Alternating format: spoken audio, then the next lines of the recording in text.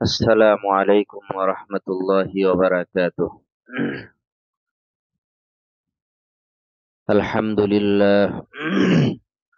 الحمد لله وكفى وسلام على عباده الذين اصطفى أما بعد فأعوذ بالله من الشيطان الرجيم بسم الله الرحمن الرحيم إذ قال له قومه لا تفرح إن الله لا يحب الفرحين وابتغ فيما آتاك الله الدار الآخرة ولا تنس نصيبك من الدنيا وأحسن كما أحسن الله إليك. وقال النبي صلى الله عليه وسلم من تواضع لله رفعه الله. وقال النبي صلى الله عليه وسلم البركة مع أكابركم.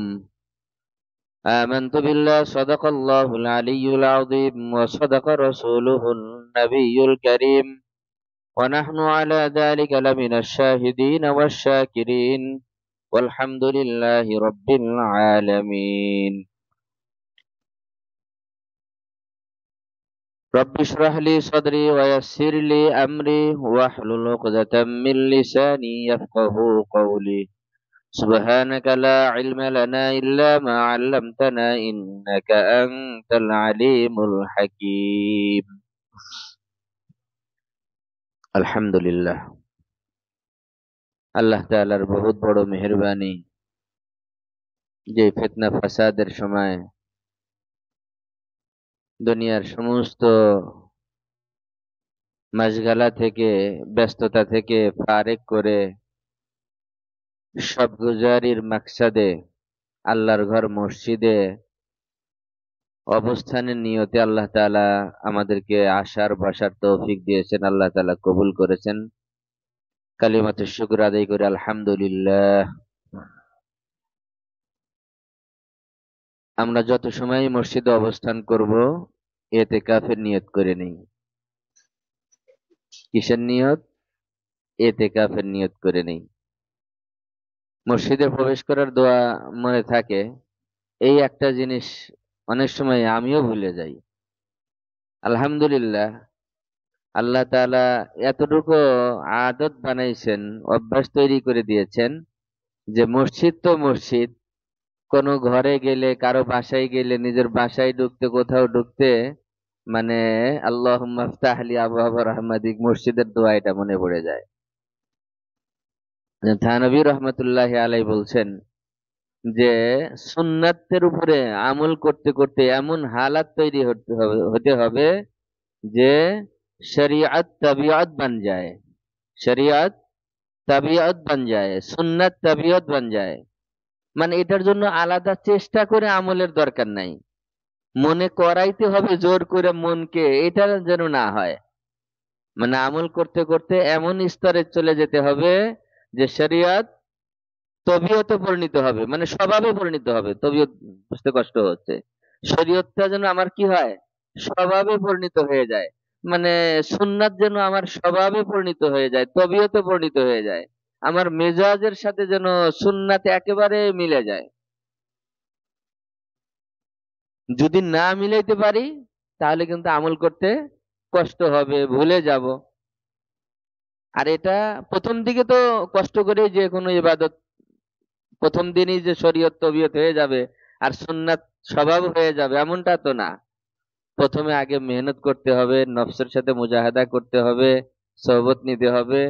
করতে করতে একসময় এমন শেষ স্তর, একসময় এমন হয়ে যাবে যে শরীয়ত আর সুন্নাত যেন আমাদের কি হয়ে যায়, মেজাজে স্বভাবে পরিণত হয়ে যায়, যে এটার বাইরে আমার আর ভালোই লাগবে না, এটার বাইরে আমার ভালোই লাগবে না। সুন্নতি লেবাস, মেজাজ স্বভাবে পরিণত হয়ে যেতে হবে যে এটা ছাড়া আমাকে কেউ বাধ্য করলেও আমার শরীরে সুন্নাতের খেলাফ লেবাস আমাকে উঠে দিতে পারবে না। সুন্নাতের পরিপন্থী চললে আমার কষ্ট হয়ে যাবে। হযরত থানবী আলাইহির রহমা, আমরা তো আসরের নামাজের পরে অনেক তালেব ইলম ছাত্ররাও আছো, তোমাদেরকে বলছি যে আসরের নামাজের পরে ছাত্র জীবনের টাইমটা হলো তাফরি, ঘোরাফেরা। এটা প্রায় সব জায়গাতেই আসর থেকে মাগরিব পর্যন্ত সময়টুকু এটা কি তাফরি, সাইর তাফরি, একটু বাইরে ঘোরাফেরা করবে। এটার জন্যই মানে নির্দিষ্ট করা হয়েছে, মানে অবস্থাটা এমন। কিন্তু আমাদের বুজুর্গানের দিন তো আসর পরেও ঘুরতেন না। ওনাদের কাছে তো এত স্বাস্থ্যবিধি ছিল না, এত নীতিমালাও ছিল না, কিন্তু রোগ ব্যাধিও কম ছিল। 100, 110, 20, 30 বছর পর্যন্ত হায়াত পেয়েছেন। এই যে কোথায়, ব্রাহ্মণবাড়িয়ার বড় হুজুর যিনি ছিলেন জামি ইউনুসিয়া মাদ্রাসায়, 130 বছর বয়সে ইন্তেকাল করলেন। কত? 130 বছর বয়সে ইন্তেকাল করলেন। তো এত স্বাস্থ্যবিধিও ছিল না বেঁচে থাকার জন্য, সুস্থ থাকার জন্য। ঠিক আছে, আমি নিষেধ করছি না, একদিক দিয়ে সচেতন হওয়া ভালো, কিন্তু আমরা এতই সচেতন যে আল্লাহ আল্লাহ রসুল কি বলছে না বলছে এটার আমার কাছে যেন নফলের স্তরেও গুরুত্ব পায় না। আর ডাক্তার যেটা বলবে এটা আমার কাছে ফরজের দরজায়, তাই না? ডাক্তারে আমাকে আপনাকে যেটা বলে যে সকালে হাঁটতে হবে, রাত্রে হাঁটতে হবে, 1 ঘন্টা হাঁটতে হবে, এটা যেন আমার কাছে ফরজের স্তরে চলে যায়, আমার মনের মধ্যে এত গুরুত্ব পেয়ে যায়। কিন্তু 1450 বছর আগে নবী সাল্লাল্লাহু আলাইহি ওয়াসাল্লাম এগুলো সব বলে দিয়েছেন, এগুলোর গুরুত্ব আমাদের কাছে নাই। তো যেটা বলছিলাম যে মুরব্বীরা, আকাবের আসলাফ, ওনারা এত স্বাস্থ্যবিধিও মানে নাই, এত সচেতনও ছিলেন না, কিন্তু আল্লাহ রাব্বুল আলামিন তাদের নেক হায়াতের মধ্যে অনেক বারাকা দিয়েছিলেন। এত অসুস্থতাও ছিল না, লম্বা হায়াত পেয়েছেন, কেউ বা কম হায়াত পেয়েছেন, এক একজন এক এক ভাবে। কিন্তু দেখা গেছে যে 100 বছর বয়স পর্যন্ত চশমা ছাড়া কোরআন তেলাওয়াত করছে। 100 বছর বয়স পর্যন্ত চশমা ছাড়া কোরআনে কারিমের তেলাওয়াত করেছেন। 110, 20 বছর, 90, 85, 95 বছর বয়স, তাও সারা দিনে 24 ঘন্টায় 2000, 3000 বার কি করেন? জিকির করেন। রশিদ আহমদ গঙ্গোহী রহমতুল্লাহ আলাই যখন মরজে মৌতের অবস্থায়, মুমূর্ষ অবস্থায়, মরজে মৌতের মধ্যে, কে? আল্লামা রশিদ আহমদ গঙ্গোহী রহমতুল্লাহ আলাই যখন মরজে মৌত, মারজুল ওয়াফাত, যে ওয়াফাতে, যেই মানে অসুস্থতায় মানুষ আর ফিরে আসে না, মৃত্যুবরণ করে, এটাকে বলে মারজুল ওয়াফাত। এই সময় অনেকে ওনাকে দেখতে গেছেন। তো উনি কথাও বলেন, মাঝে মধ্যে জিকিরও করেন, কথাও বলেন, মাঝে মধ্যে চুপ জিকির করেন। তো অনেকে বলছেন যে হযরত আপনার তো এই মুহূর্তে মনে হয় কষ্ট হয়ে যাচ্ছে, জিকির করতে, আমল করতে, জিকির করতে আপনার কষ্ট হয়ে যাচ্ছে। তখন উনি বললেন যে ভাই, এখন তো আসলে পারি না, এখন তো আসলে পারি না। যখন সুস্থ ছিলাম অনেক আল্লাহর জিকির আজকার তাসবিহাত আদায় করতে পারতাম, এখন তো আর পারি না, শেষ বয়স, অসুস্থতা, মাত্র দিনে 3000 বারের মতো হয়। কি সুবহানাল্লাহ! অসুস্থতা, মারজুল ওয়াফাত, শেষ বয়সে, এটা কি মাত্র কত? মাত্র মাত্র 3000 বার হয় অসুস্থতার মধ্যে। তাহলে এই আল্লাহর ওলি সুস্থতার হালাতে 24 ঘন্টায় কত হাজার বার জিকির করতেন? হযরত আনোয়ার শাহ কাশ্মীরি রহমাতুল্লাহি আলাইহি সম্পর্কে কিতাবের মধ্যে আছে, তালেবে ইলম শোনো। আনোয়ার শাহ কাশ্মীরি রহমাতুল্লাহি আলাইহি মুমূর্ষু অবস্থায় ওনাকে দেখতে গেছেন, অনেক আলেম ওলামা গেছেন দেখতে। তো গিয়ে দেখলেন যে ওই অসুস্থতা অবস্থায়, মুমূর্ষু অবস্থায় উনি শুয়ে শুয়ে কিতাব একটা মোতালা করতেছে, পৃষ্ঠা উল্টাইতেছে।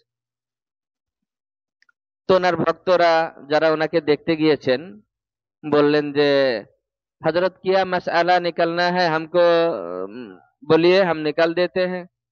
কোন মাসলা বের করতে হবে কিনা এই মুহূর্তে আপনার, তো বলেন আমরা মাসলাটা বের করে দেই।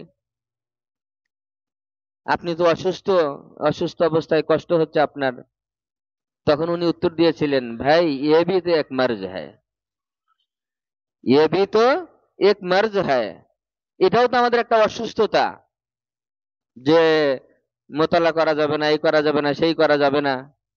মানে মোতালা না করলে অসুস্থতা আমার বেড়ে যায়, মোতালা না করলে, কুতুববিনি না করলে আমার অসুস্থতা বেড়ে যায়। বলছিলাম কোথায় থেকে কোথায় আসছে যেন মনে থাকে, শরীয়ত তবিয়তে পরিণত হইতে হবে। হযরত থানভী, আমাদের তো জীবনের আসর পরে ঘোরার সময়টা হয় ঘোরাঘুরির জন্য। আলহামদুলিল্লাহ, আমার কোনো বর্ণনা করতেছি না, ফজিলত বর্ণনা করছি না, কিন্তু কেন যেন এই অভ্যাসটা আমার ছিল।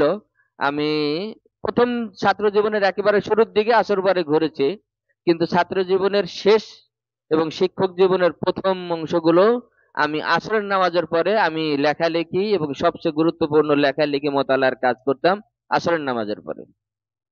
থানভী রহমতুল্লাহ আলাইহির আসরের নামাজের পরে ওনার রুটিনের মধ্যে তালিফাতের কাজ ছিল, তাসনিফাত লেখালেখির কাজ ছিল বাদাল আসর। আর এখনকার তালেব ইলম ছাত্ররা আসরের পরে না ঘুরলে মাগরিবের পরে পড়ায় মন বসবে না, জেহেন ফ্রেশ হবে না, কত যুক্তি কত কিছু। আসরের নামাজের পরে ঘুরে ঘুরে ঘুরে ঘুরে বেগানা মহিলা সব রাস্তায় দেখে দেখে দেখে দেখে আইসা যখন কিতাব নিয়ে বসে মাগরিবের নামাজের পরে, কিতাবের মধ্যে তো চোখ ধরেই না, বসেই না। কিতাব কলবের ভিতরে নূর তো চলে গেছে, নূর দূর হয়ে গেছে, এখন শুধু সব অন্ধকার অন্ধকার দেখে, কিতাব বুঝে আসে না, কিতাব আর বুঝে আসে না। এই হলো হালাত। কারণ কিতাব থেকে যে নূর আসবে, এলিমের নূর আসবে কলবের মধ্যে, তো কলবের মধ্যে তো নূর নাই, কলবের মধ্যে তো অন্ধকার চলে আসছে। তো থানভী রহমতুল্লাহ আলাইহি যখন ওনার মাথা ব্যথা হতো, সবই কিতাবের মধ্যে আছে, থানভী রহমতুল্লাহ আলাইহির যখন মাথা ব্যথা হতো তখন উনি বুঝতেন, রুটিনের দিকে তাকাইতেন যে আমি রুটিনের বিপরীত কোনো কাজ করছি।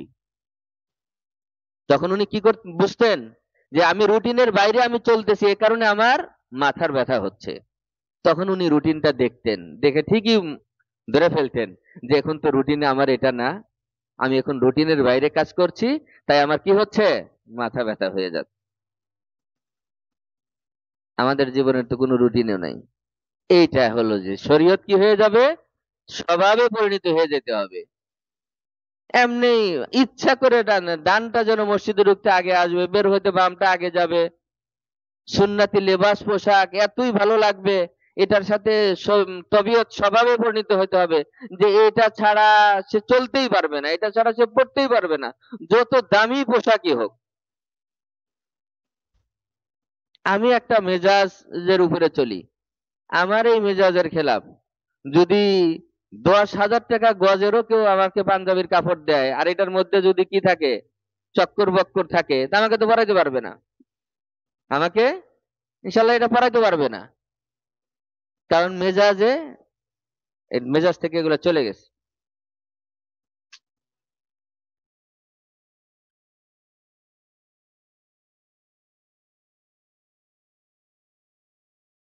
তো এইটা হলো কথা, যে শরীয়ত আমাদের কি হইতে হবে, মেজাজে পরিণত হইতে হবে। মেজাজে যদি যখন পরিণত হয়ে যাবে তখন আর ধাক্কাইতে হবে না, কারো কোনো কষ্ট হবে না, পারা যাবে না ইনশাআল্লাহ। আমরা যারা ইসলাহি মেহনতের মধ্যে থাকি, শুধু মিষ্টি মিষ্টি কথা শুনলে তো হবে না, মাঝে মধ্যে কড়া কড়া কথা শুনতে হবে। সব গুজারিতে আসলাম, এত দামি মজলিসে আসলাম, মাথায় টুপিটা কেন নাই, মাথায় টুপিটা কেন থাকবে না? গেঞ্জি পরে অনেক সময় চলে আসে, ট্রাউজার পরে নামাজ পড়তে আসে মসজিদে, কিসের ইসলাম? আল্লাহর সাথে কতটুকু আজবত মহাব্বতের মানে সম্পর্ক তৈরি হয়েছে আমার, যে আমি কোথায় যাচ্ছি, কার দরবারে, কার ঘরে যাচ্ছি। মানুষ তো যে ধরনের মজলিসে যায় নিজেকে ওইভাবে তৈরি করে নিয়ে যায়, তাই না? দুনিয়ার মজলিসে গেলে মানুষ দুনিয়ার মতো করে যায়, ওই যে জায়গায় যাচ্ছে ওই জায়গার মতো করে নিজেকে বানায় নিয়ে যায়। তা আমি মসজিদে আসতেছি, আমি ইসলাহি মজলিসে সব গুজারিতে আসতেছি, আমার কেন পরনের সুন্নাতি লেবাস থাকবে না, আমার মাথায় টুপিটা কেন থাকবে না? টুপি না থাকলে একজন কিনা ধার দিয়ে দেন। খালি কথা শুনলাম শুনলাম, ওয়াজ শুনলাম, মিষ্টি মিষ্টি কথা, আমল নাই, তো কি লাভ হবে? টুপি তো নবী সাল্লাল্লাহু আলাইহি সাল্লামের দাইমি সুন্নাত। টুপি নবী আলাইহিস সালামের দাইমি সুন্নাত। এক এক সময় এক এক রকমের টুপি পরতেন, কিন্তু টুপি পরতেন, এটা দাইমি সুন্নাত এটা।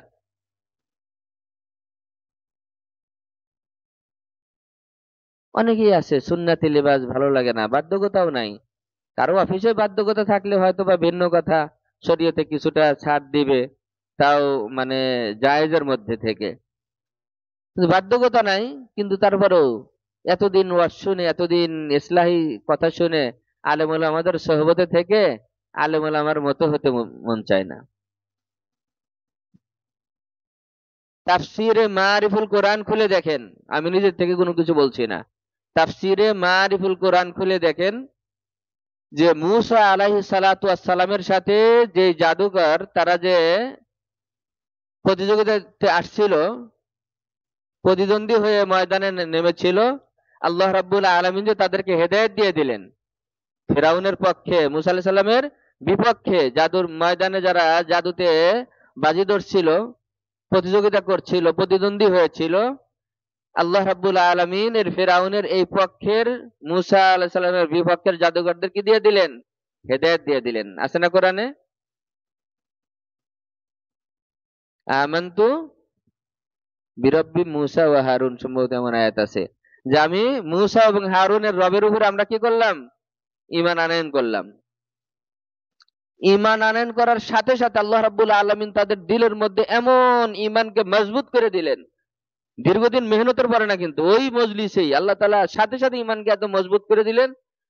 ফিরআউনে বলল কি, লাউ কাত্তি আন্না আইদিয়াকুম ওয়া আরজুলাকুম মিন খিলাফিন, অবশ্যই অবশ্যই, দুইটা তাকিদ দিয়ে ফেরাউনে বলল যে আমি অবশ্যই অবশ্যই তোমাদের হাত এবং পা বিপরীত দিক থেকে কেটে দিব।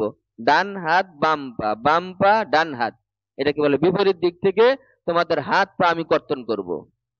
ওয়ালা উসাল্লিবান্নাকুম, অবশ্যই অবশ্যই আমি তোমাদেরকে ফাঁসির মঞ্চে নিয়ে যাব, ছুলিতে চড়াবো। আল্লাহ তাআলা ঈমান আনার সাথে দিলটাকে এমন মজবুত করে দিলেন। তারা কি বলল? ফাকদি মা আনতা কাদ, ফাকদি মা আনতা কাদ, ইন্নামা তাকদি হাদিহিল হায়াতিদ দুনিয়া। আপনার যা ফয়সালা করার, যা বিচার করার, দুনিয়াতেই তো আপনার পাওয়ার, দুনিয়ায় তো আপনার শক্তি, আপনি করেন। ফাকদি মা আনতা কাদ, ইন্নামা তাকদি হাদিহি হায়াতিদ দুনিয়া। আপনি এই জীবনে ফয়সালা করতে পারবেন, এই জীবনে সর্বোচ্চ আপনি ফাঁসি দিয়ে দিতে পারবেন, মেরে ফেলতে পারবেন। কবরে গিয়ে, আখেরাতে গিয়ে কোথাও আপনার পাওয়ার চলবে না, ক্ষমতা চলবে না। আল্লাহ তাআলা ঈমানটাকে সাথে সাথে এত মজবুত করে দিলেন। আর আমরা 60-70 বছর, 50 বছর, 40 বছর হায়াত পাইলাম, কত মজলিসে গেলাম, কত আলেম আমার সহবত নিলাম, কত ওয়াজ শুনলাম, কিন্তু আমাদের মধ্যে ওই দৃঢ়তাই আসে না যে আমি সুদি কারবার করবই না, আমি সুদি চাকরি করব না, আমি সুন্নতি লেবাস আমি ছাড়বই না। ফাকদি মা আনতা কাদ, আপনি আমার চাকরি খাবেন, খান। এরকম বলার হিম্মত রাখতে হবে কিনা বলেন? কি বলতে হবে? ফাকদি মা আনতা কাদ, আপনি এই যে জীবনে, এই দুনিয়াতে যা ফয়সালা করার করেন। আপনি সর্বোচ্চ কি পারবে দুনিয়ার? চাকরিটা নট করে দিতে পারবে। আল্লাহ তাআলা কি হেয়ার অফিসে চাকরি করতে চাকরির মোতাবেক কি নাকি?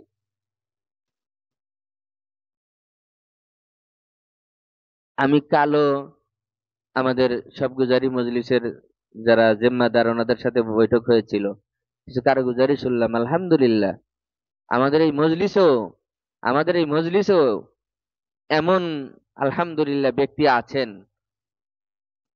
যিনি ভালো, অনেক বেতনে চাকরি করতেন, ব্যাংকে চাকরি ছিল। ইমানি তাকাদা থেকে আল্লাহ তাআলা হিম্মত দিয়েছেন, আল্লাহ তাআলা আরো হিম্মত দেন, আরো বরকত দেন। মিন হাইসু লা ইয়াহতাসিব, আল্লাহ তাআলা চলার আরো সম্মানজনক রাস্তা জন্য আল্লাহ তাআলা তার জন্য খুলে দেন। উনি ছেড়ে দিয়েছেন, ছেড়ে দিয়েছেন। প্রতি মাসে 3 লক্ষ টাকা 3.5 লক্ষ টাকা আয় করা, নগদ টাকা পাওয়া, আর এগুলো ছাড়া 4টা খানি কথা ওয়াজ করা সহজ, এগুলো ছাড়া খুব কঠিন। নগদ টাকা, লিকুইড মানি। আমাদের আরেক ভাই ছিলেন, আমার জুমাতে একদিন সুদের উপর ছিল, এরপরে গিয়ে আমার সাথে বসছে। আমি বললাম যে আপনি ছাড়েন না, আল্লাহ একটা ব্যবস্থা করবেই তো, ছেড়ে দেন। এই এক কথায় গিয়ে গুলশান ওয়ান ব্যাংকের এই অল্প বয়সে, এই লোক ম্যানেজার ছিল, 39 বছর সম্ভবত বয়স, বাচ্চা অল্প বয়স। এই 39 বছর বয়সে একটা গুলশানের মতো ঢাকা কেন্দ্রে একটা ব্যাংকের মানে এক্সক্লুসিভ মানে ম্যানেজার হওয়া, কি পরিমাণ সম্মান অর্থ, এক কথায় ছেড়ে দিস। ভোট দিতে পারলো বীর সবাই। যার কথা বললাম এর আগে, উনি তো মজলিসে বসা আছেন। আলহামদুলিল্লাহ, আল্লাহ তাআলা যারা ছেড়ে দিয়েছেন তাদের জন্য ভালো ভালো ব্যবস্থা করেছেন, ভালো ভালো ব্যবস্থা করেছেন। তো বর্জন, খারাপ জিনিসগুলোকে শুধু ওয়াজ শুনলে হবে না, খারাপ জিনিসগুলোকে, শরীয়ত বহির্ভূত জিনিসগুলোকে বর্জন করার মতো হিম্মত হতে হবে আমাদের। গুনাহ বর্জনের হিম্মত হতে হবে। সুন্নাতের বাইরের যে লেবাস পোশাক আছে, এটাকে আমার ছাড়তে হবে, সুন্নাতটাকে ধরতে হবে। আমি সুদি কারবার করি অথবা সুদি চাকরি করি, আমার কারবারের মধ্যে, লেনদেনের মধ্যে, আয়ের মধ্যে, উপার্জনের মধ্যে শরীয়ত বহির্ভূত আছে, এগুলোকে ছাড়তে হবে, হিম্মত হতে হবে। পারবো না ইনশাআল্লাহ। এইটা হলো যে শরীয়ত মেজাজে পরিণত হতে হবে, স্বভাবে পরিণত হতে হবে। এটা একদিনে হবে না, শরীয়তের উপরে চলতে চলতে এমন হয়ে যেতে হবে যে আপ শরিয়ত তাবিয়ত বন গাই। তো বলতেছিলাম মুসা আলাইহিস সালাতু ওয়াস সালামের জাদুঘর, আল্লাহ রাব্বুল আলামিন তাদেরকে হেদায়েত দিয়ে দিলেন। আসলো নবীর সাথে যুদ্ধে নামতে, ময়দানে যুদ্ধে নামছে, নবীকে হারায়া দিবে, নবীকে লাঞ্ছিত করবে, অপমানিত করবে, তাদের জাদুর কাছে নবীর জাদু হেরে যাবে। আসলো বিরোধিতা করতে, আল্লাহ রাব্বুল আলামিন হেদায়েতের দৌলত দিয়ে মালামাল করে দিলেন। তাফসিরে মারফুল কোরআনের মধ্যে দেখেন, এটার কারণ লিখছে যে ফিরাউনের পক্ষে যে জাদুঘররা আসছিল, তারা মুসা আলাইহিস সালাতু ওয়াস সালামের নবীর যে পোশাক ছিল, এই পোশাক পরে আসছিল। নবী আলাইহিস সালামের, মুসা আলাইহিস সালামের যে পোশাক ছিল, ওই পোশাক পরেই তারা নামছিল। ওই পোশাকের বারকাতে, পোশাকের কারণে, পোশাকের বারকাতে আল্লাহ রাব্বুল আলামিন চাইলেন যে বাহ্যিক ভাবে যেহেতু আমার নবীর সাদৃশ্যতা গ্রহণ করেছো, আমি তোমাদের কলবটাকেও নবীর মতো করে ঈমানওয়ালা বানিয়ে দিলাম। তাফসিরে মারিফুল কোরআনে মুফতি শফিউর রহমাতুল্লাহ মারিফুল কোরআন খুলে দেখেন। তাহলে বাহ্যিকটাও একটা বিষয়। আল্লাহ চাইছে যে যেহেতু নবীর বাহ্যিক সাদৃশ্যতা গ্রহণ করছে, তা আমি বাতেনটাও, ভিতরটাও, কলবটাও ঈমানওয়ালা বানিয়ে দেই, নবীর মতো করে বানিয়ে দিই। আল্লাহ রাব্বুল আলামিন ঈমান দিয়ে দিচ্ছেন। আর আমরা এখন তালেব ইলমরাও অনেকে আছে, দীর্ঘদিন লেখাপড়া করে, 12-14 বছর ওলামাদের আলেমের সহবতে ক্লাসে থাকে, নজরে থাকে, মাদ্রাসা থেকে বের হয়ে টুপিও চেঞ্জ হয়ে যায়, মাদ্রাসা থেকে বের হলে পাঞ্জাবি, চক্কর বক্কর পাঞ্জাবি পরবে, উল্টা পাল্টা গেঞ্জি পরবে, মাথার চুল এলোমেলো রাখবে। কি লাভ হইলো 14 বছর মেহনত করে? মানে ওই যে শরীয়তটাকে, সুন্নাতটাকে আমার তবিয়তের সাথে আমি মিলাইতেই পারি নাই। শরীয়ত আর সুন্নাতটাকে আমি আমার তবিয়তের সাথে কি করি নাই, অ্যাডজাস্ট করে নিতে পারি নাই, এজন্য এই সমস্যা হয়ে যাচ্ছে।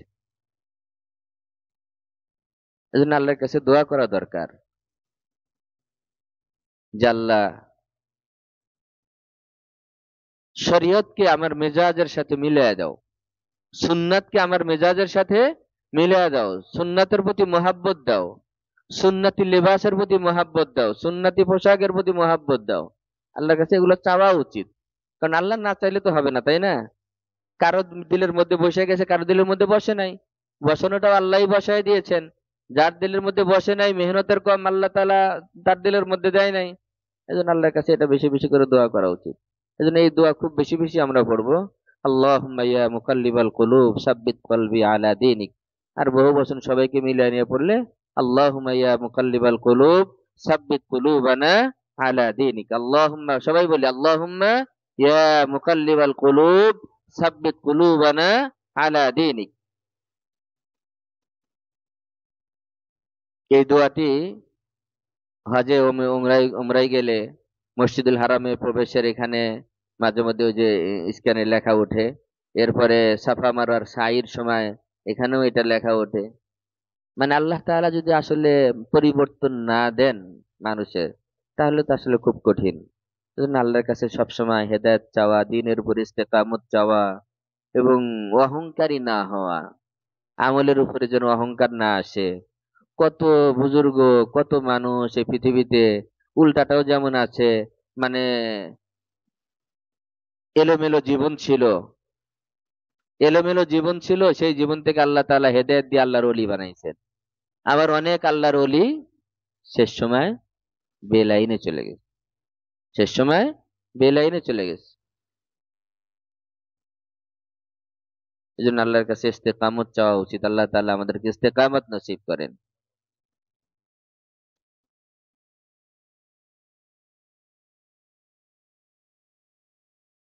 তো থানভী রহমতুল্লাহ কথা বলছিলাম, যে থানভী রহমতুল্লাহ আলাই রুটিনের বাইরে চললে ওনার মাথা ব্যথা হতো, আর মাথা ব্যথা হলে উনি বুঝতেন যে আমি এখন রুটিনের বাইরে চলতেছি।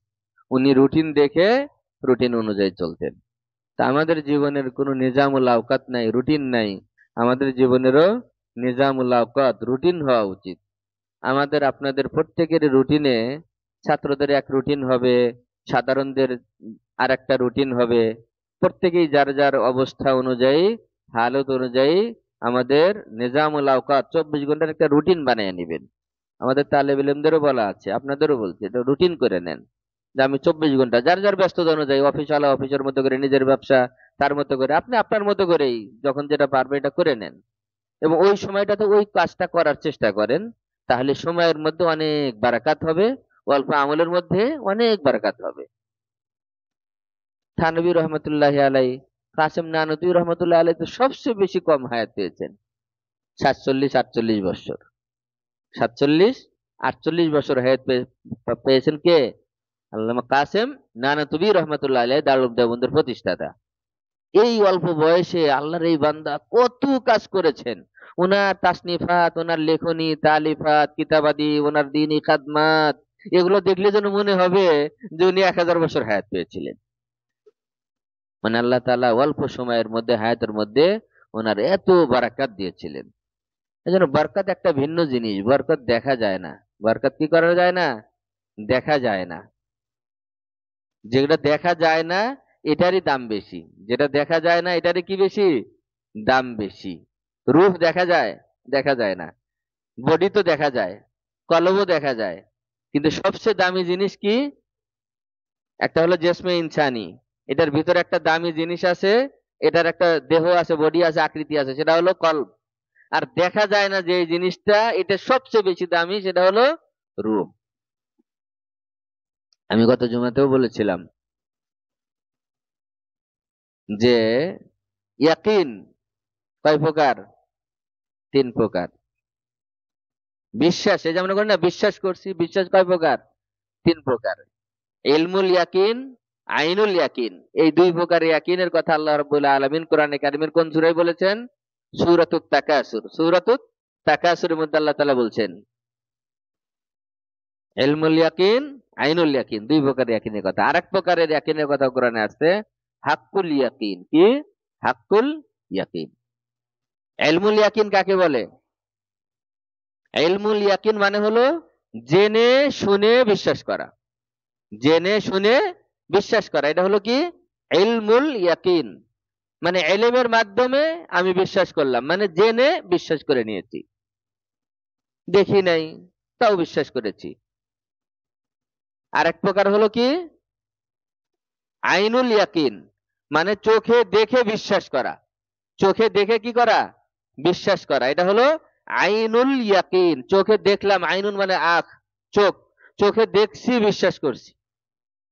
আরেক প্রকারের ইয়াকিন হাক্কুল ইয়াকিন। কি?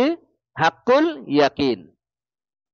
এই ইয়াকিনটা দুনিয়াতে খুব কম হবে, কারো কারো ক্ষেত্রে আল্লাহ তাআলা করায় দিবেন, কিন্তু আসল হবে হবে এটা বাস্তবায়িত হবে আখেরাতে। ইয়াকিন কয় প্রকার? হ্যাঁ, তিন প্রকার। কি কি? ইলমুল ইয়াকিন, আইনুল ইয়াকিন, হাক্কুল ইয়াকিন। ইলমুল ইয়াকিন হলো জেনে শুনে বিশ্বাস করা, আইনুল ইয়াকিন চোখে দেখে বিশ্বাস করা, আর হাক্কুল ইয়াকিন ভুক্তভোগী হয়ে বিশ্বাস করা। বাংলায় কি? ভুক্তভোগী হয়ে বিশ্বাস করা। মনে করেন যে একটা শাস্তির কথা, আখিরাতের একটা শাস্তির কথা, না আখিরাতের একটা বিষয়, জান্নাত জাহান্নাম ইত্যাদি, আপনি আমি শুনছি, শুনে বিশ্বাস করছি না? কোরআনে আছে, হাদিসে আছে, আমাদের নবী আলাইহিস সালাতু ওয়াস সালাম বলেছেন, আমরা বিশ্বাস করেছি। এটা হলো কি? ইলমুল ইয়াকিন। কবরের মধ্যে প্রশ্ন হবে কয়টি? হুম, আমি জানি। কবরের মধ্যে প্রশ্ন হবে কয়টি? তালেব ইলমরা বলো। হ্যাঁ, চারটি। কবরের মধ্যে প্রশ্ন কয়টি? চারটি। তিনটা তো মাশহুর, প্রসিদ্ধ, হাদিসে আছে, এটা সবাই জানে। এটা মার রব্বুকা ওয়া মা দীনুকা ওয়া মান নাবিয়্যুক, এই তিন প্রশ্ন। এই তিন প্রশ্নের পরে আবু দাউদ সহ আরো অনেক হাদিসের কিতাবের মধ্যে চতুর্থ আরেকটা প্রশ্ন আছে। সেই চতুর্থ প্রশ্ন কবরের মধ্যে করা হবে যে কেমনে তুমি এগুলা বুঝলা। মুনকার নাকির আরেকটা প্রশ্ন করবে কি? কেমনে জানছো যে রব আল্লাহ, নবী মুহাম্মদ সাল্লাল্লাহু আলাইহি ওয়াসাল্লাম, দ্বীন আল ইসলাম, এগুলা জানছো কেমনে? চতুর্থ প্রশ্ন করা হবে কবরের মধ্যে। তখন যারা মুমিন তারা উত্তর দিবে যে আমাদের নবী সাল্লাল্লাহু আলাইহি ওয়াসাল্লাম জাআনা বিল বায়িনাত, আমাদের নবী আমাদের কাছে সুস্পষ্ট প্রমাণাদি দলিলাদি নিয়ে আসছেন, আমাদেরকে জানাইছেন, আর আমরা সেগুলো জানছি, শুনে বিশ্বাস করছি। এই হলো কবরের চতুর্থ প্রশ্ন উত্তর। বুঝাচ্ছে কথা? ওই প্রসঙ্গে বললাম যে ইলমুল ইয়াকিন হলো কি? জেনে বিশ্বাস করা। আমাদের নবী বলছেন, কোরআনে আছে, হাদিসে আছে, জেনে বিশ্বাস করা, গায়েবে বিশ্বাস করা। কোরআনে কারিমের মধ্যে সূরাতুল বাকারায় আল্লাহ তাআলা প্রথমেই বলছেন আল্লাযীনা ইউমিনুনা বিল গায়ব ওয়া ইউকিমুনাস সালাহ, যে ঈমানদার হলো যারা না দেখেই কি করে? বিশ্বাস করে। স্তর আর আস্তে আস্তে বাড়তে থাকে। চোখে দেখে বিশ্বাস করা, চোখে দেখে বিশ্বাস করা। যেমন ইব্রাহিম আলাইহিস সালাম আল্লাহ রাব্বুল আলামিনকে বলেছিলেন, ইয়া আল্লাহ রব্বি আরিনি কাইফা তুহয়িল মাউতা, রব্বি আরিনি কাইফা তুহয়িল মাউতা, আল্লাহ আমাকে একটু দেখান যে আপনি মৃত্যুকে কেমনে জিন্দা করেন। আল্লাহ রাব্বুল আলামিন কি বললেন? ক্বালা আওয়ালাম তুমিন, ইব্রাহিম তুমি কি বিশ্বাস করো না? তোমার ঈমান হয় নাই, ইয়াকিন হয় নাই যে আমি এটা করতে পারি? ইব্রাহিম আলাইহিস সালাম কি উত্তর দিলেন? ক্বালা বালা ওয়ালাকিন লিয়াতমাইন্না কলবি, ক্বালা বালা ওয়ালাকিন লিয়াতমাইন্না কলবি, ইয়া আল্লাহ বিশ্বাস পরিপূর্ণই আছে, কৌতূহল থাকে না, একটু দেখতে মন চাইছে, একটু কি দেখতে মন চাচ্ছে। কেন? লিয়াতমাইন্না কলবি, আমার মনটা যেন কি হয়ে যায়? ইতমিনান, আত্মার প্রশান্তির জন্য আমি একটু দেখতে চাই। যাই হোক, কোরআনে কারিমের থেকে কোরআনে কারিমের মধ্যে লম্বা আছে। আল্লাহ রাব্বুল আলামিন বললেন ফাখুয আরবাআতাম মিনাত তায়র, হে নবী দেখতে চাও দেখাই, চারটা পাখি নাও, চারটা পাখি নিয়ে এগুলা কি করো? জবাই করে টুকরা টুকরা করো। এরপর এগুলাকে বিভিন্ন পাহাড়ের উপরে ছড়াই ছিড়ে রেখে দাও। সুম্মা দুআহুন্না ইয়াতিনাকা সাআয়া, এরপরে ওই পাখিগুলোর নাম নিয়ে নিয়ে ডাকো। তাফসীরের জালালের মধ্যে চারটি পাখির নামও আছে, তার মধ্যে একটা কাকও ছিল, ময়ূরও ছিল। এই পাখির নাম নিয়ে ডাকো, ময়ূর চলে আসো। 10 টুকরা করে 10 পাহাড়ে রাখছো, আমি কত কুদরতের মালিক একটু দেখতে চাইছো, দেখা দিব। তুমি পাখির নাম নিয়ে ডাক দিবা, ওই সব টুকরাগুলো একত্রিত হয়ে আবার পরিপূর্ণ জীবন্ত পাখি হয়ে তোমার কাছে এসে ধরা দিবে। সুবহানাল্লাহ। তো এই যে নবী বলছেন যে একটু চোখে কি করতে চাই?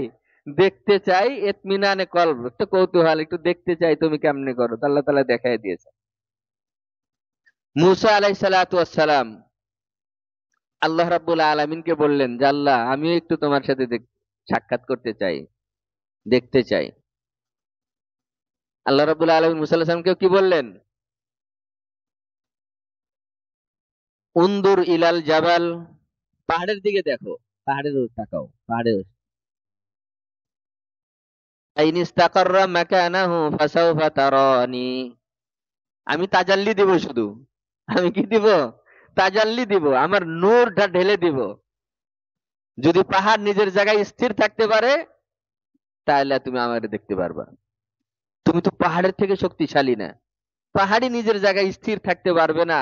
আমি যদি শুধু নূরের তাজাল্লি দেই, তো তুমি কেমনে দেখবে আমারে? আমাকে দেখার মতো শক্তি এই দুনিয়ার কাউকে দেওয়া হয়নি, চর্মচক্ষুকে দেওয়া হয়নি। 70,000 পর্দার ভিতরে আল্লাহ রাব্বুল আলামিন আছেন। একটা পর্দা, এক স্তর, একটা পর্দা যদি উঠে দেওয়া হয়, হাদিস শরীফের মধ্যে আছে লা আহরাকাত সুবহাতু ওয়াজহিহি মা ফিল আরদ। আসমান জমিনে যা কিছু আছে, এই 70,000 পর্দার একটা পর্দা যদি একটু সরায় দেওয়া হয়, তাহলে এই জমিনে সবুজ শ্যামল ফসলাদি গাছপালা যা দেখো সব জ্বলে পুড়ে ছারখার হয়ে যাবে। হাদিসের মধ্যে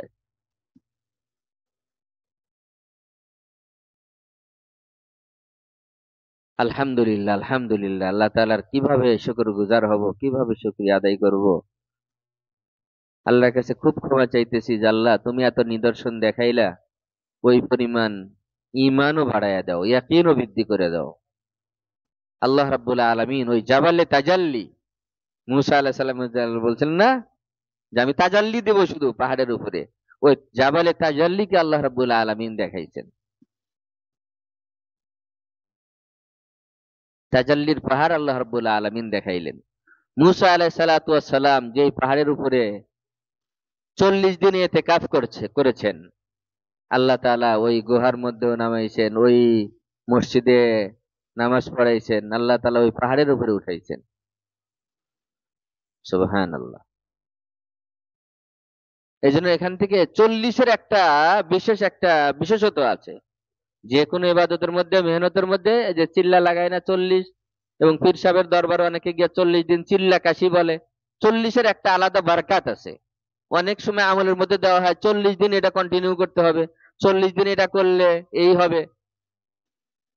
ইমামে গাজালি রহমতুল্লাহ আলাই, ইমামে গাজালি রহমতুল্লাহ আলাই উনি বলছেন, একটা পদ্ধতিতে যদি 40 দিন কোনো মানুষ আমল করতে পারে, 41তম দিনে আল্লাহর ওলির খাতায় আল্লাহ রাব্বুল আলামিন তার নাম উঠাই দেবে ইনশাআল্লাহ।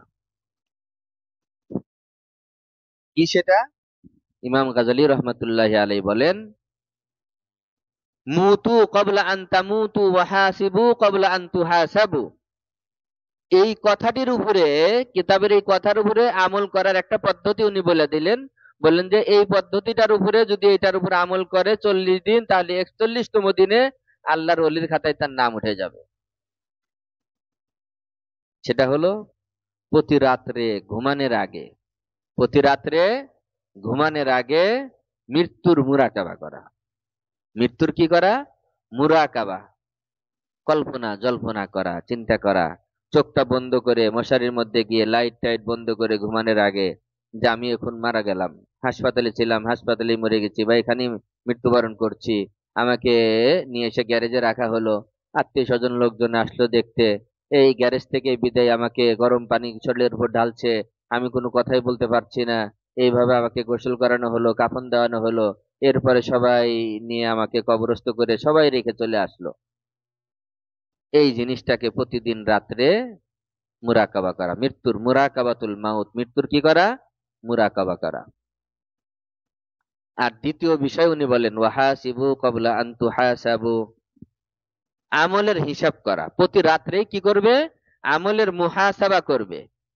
আচ্ছা, এমন কোন ব্যবসায়ী আছে যে ব্যবসায় দিন শেষে তার দোকানের একটা হিসাব করে না? করে তো সবাই, না? দিন শেষে ক্লোজ করার আগে একটা হিসাব করে। তা আমাদেরও আমলের মুহাসাবা, আমলের একটা হিসাব করা রাত্রে ঘুমানোর আগে, যে আজকে সকালে যে আমি ঘুম থেকে উঠলাম, ঘুম থেকে উঠা থেকে নিয়ে এই পর্যন্ত সারা দিনের আমলের হিসাব, যে ভালো আমল কি পরিমাণ, মন্দ আমলের পরিমাণ কি।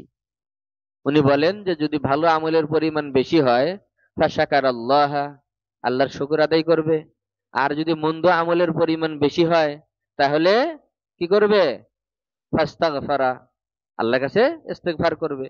এবং আগামী দিনে আল্লাহর কাছে হায়াত কামনা করবে, যে আল্লাহ, এই দিনে তো গুনাহ নেক আমল বা দামল মিলেই হয়েছে, এই যে ঘুমাবো আমি, আর নাওমু নিসফুল মাউত, ঘুম অর্ধেক মৃত্যু, এই ঘুমের পরে যদি তুমি আমাকে পুনরায় জীবন দাও, তাহলে ওই জীবন আমি এইভাবে কাটাবো, আমি গুনাহমুক্ত কাটাবো, আমি আগামী দিনে ভালো আমল করবো।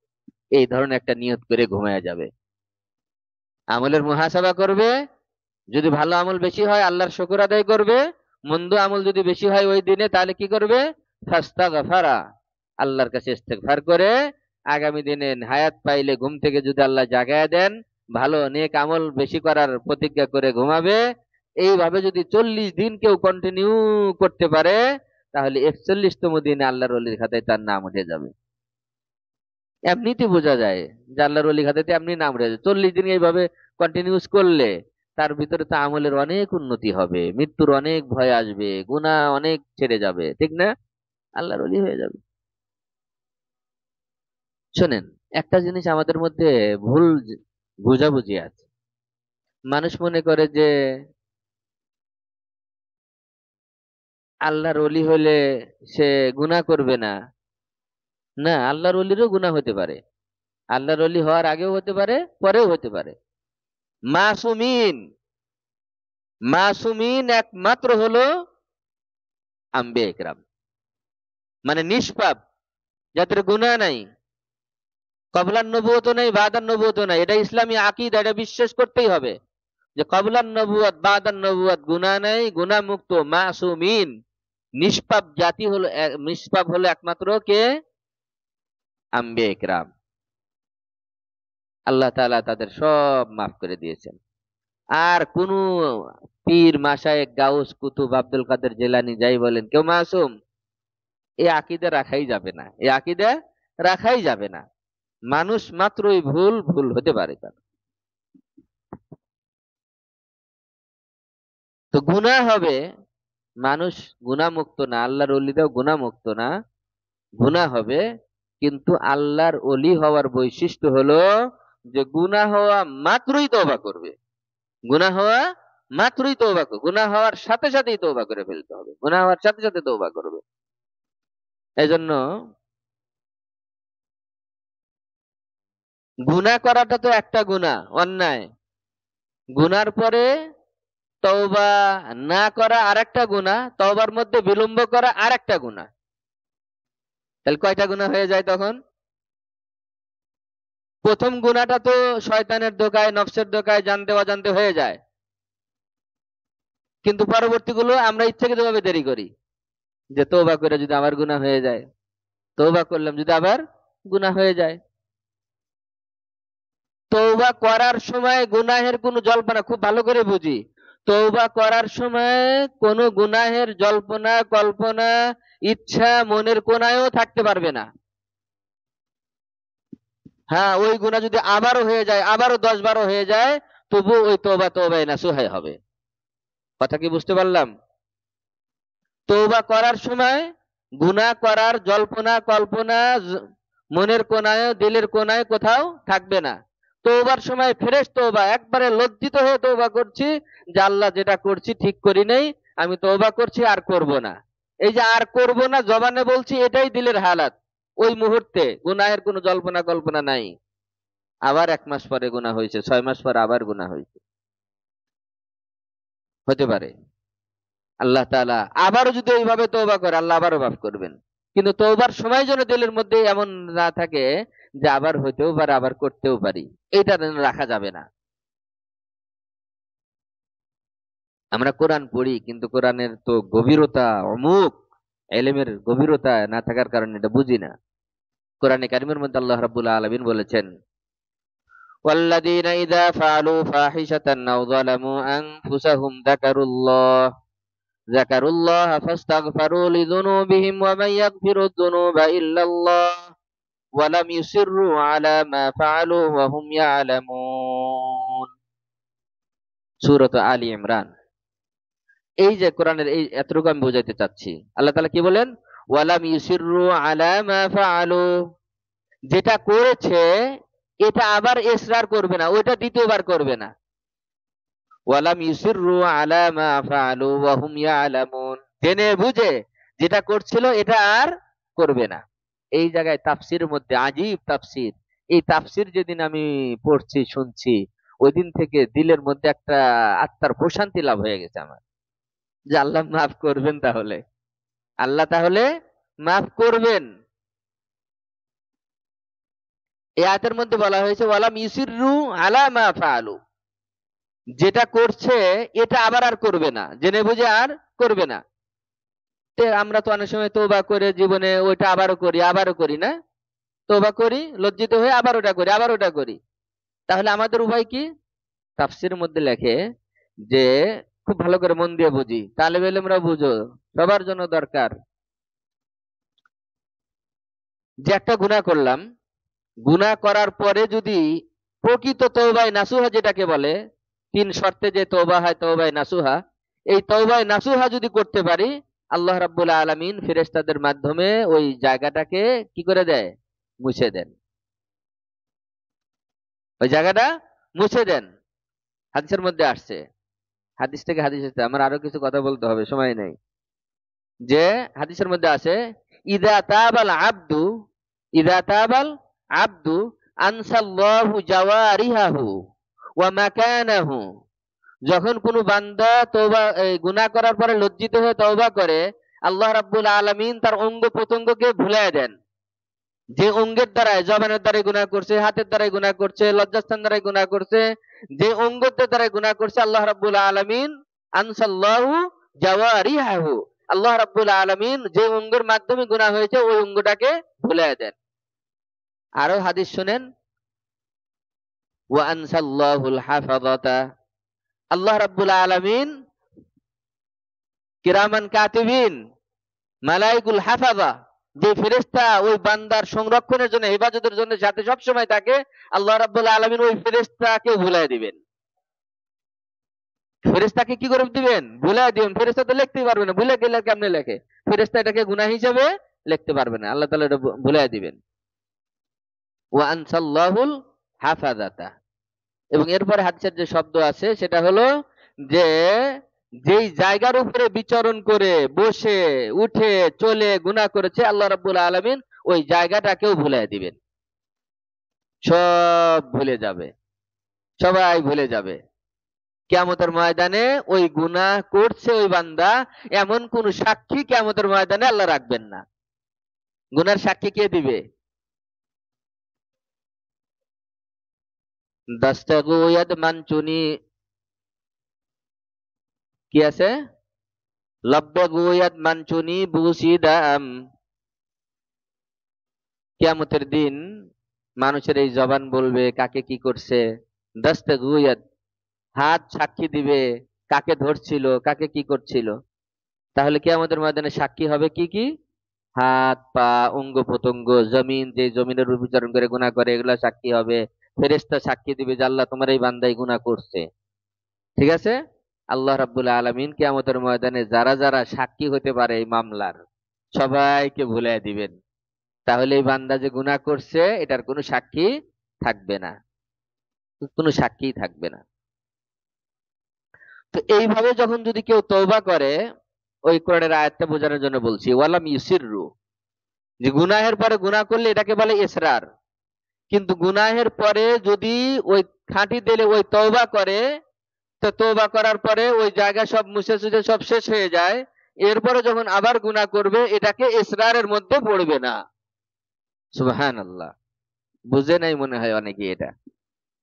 ইসরার মানে বারবার করা। তার মানে গুনাহ বারবার করি না, বারবার করি, বারবার করি। আল্লাহ তাআলা বলছেন যে ওয়ালাম ইউসিররু, বারবার করা যাবে না, একবার করার পরে আরেকবার করা যাবে না, তাহলে মাফ করা যাবে। তো আমরা তো আরেকবার করি, আরেকবার করি, আরেকবার করি, কতবার করি, তাহলে কেমনে মাপ পাবো? তো তাফসীরের মধ্যে আছে যে গুনাহ যে করলো, যতবার গুনাহ করবে, গুনাহ করার পরে এই সিফাতের সাথে, এই 3 গুণের সাথে যদি তওবা করে, তাহলে এরপরে যদি আবার তওবা করে তাহলে আর ইসরার হয় না, মানে বারবারের মধ্যে পড়বে না, মানে আগেরটা নাই হয়ে গেছে, এটা প্রথম। এবার বুঝতে পেরেছেন? তওবার পরে, ওই খাঁটি তওবার পরে যদি আবার গুনাহ করি, তাহলে এটা বারবারের মধ্যে পড়বে না, মানে এটা আবার প্রথম হলো। এবার আবার তওবা করলাম খাঁটি দিলে, তৃতীয়বার আবার গুনাহ করলাম, তাহলে এটা বারবার হলো না, ওটা আবার প্রথম হবে, ওটা আবার কি হবে? প্রথম হবে। সুবহানাল্লাহ, আল্লাহ রাব্বুল আলামিন কত বড় দয়াবান, কত বড় মেহেরবান। আর যদি ইসরার হতো যে না কিছু নমুনা তওবার পরে থেকেই যাবে, তাহলে তো গুনাহের ফিহরিস্ত, হ্যাঁ, তালিকা লম্বা হয়ে যেত, এটাকে আর গুনাহ পড়বে না। এই জন্য কোরআনের রুমুজ গুমুক এটা আমাদের বুঝতে হবে।